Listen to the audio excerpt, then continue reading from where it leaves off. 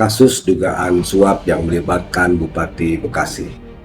Bayangkan ada aliran dana sampai 9,5 miliar rupiah yang diterima Bupati dan ayahnya. Padahal proyeknya sendiri belum ada, masih gaib. Ini memicu pertanyaan besar yang selalu jadi ganjalan di sistem demokrasi kita. Kenapa pejabat kita sering sekali terjebak dalam lingkaran setan uang sebelum bahkan mereka mulai bekerja? Mari kita bicara jujur. Mencalonkan diri jadi bupati itu tidak murah. Dari mahar partai, biaya saksi, alat tenaga kampanye, sampai serangan pajak. Kalau masih ada. Kabarnya biaya untuk maju di tingkat kabupaten itu bisa habis puluhan bahkan ratusan miliar rupiah. Masalahnya adalah gaji resmi seorang bupati itu tidak akan pernah cukup untuk menutupi modal kampanye tersebut. Kalau pakai logika matematika sederhana, modal keluar 50 miliar, gaji per bulan plus tunjangan mungkin tidak sampai 100 juta. Itu sendiri butuh berapa abad untuk balik modal secara jujur.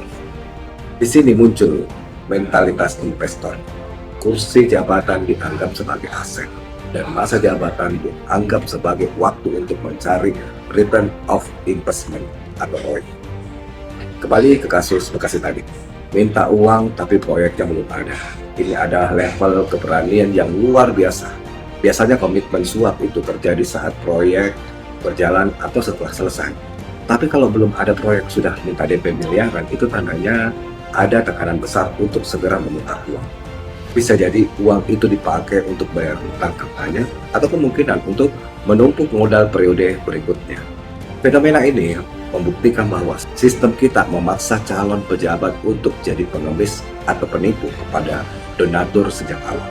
Akhirnya yang dipikirkan bukan lagi pelayanan publik, tapi bagaimana caranya store ke penyokong dana.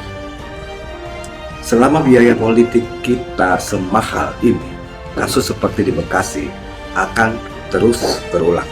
Kita seperti memilih pemimpin berdasarkan isi dompet atau kedekatan dengan pemilik modal, bukan berdasarkan isi kepala.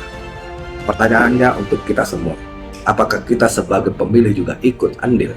Apakah kita masih menuntut uang transportasi saat kampanye?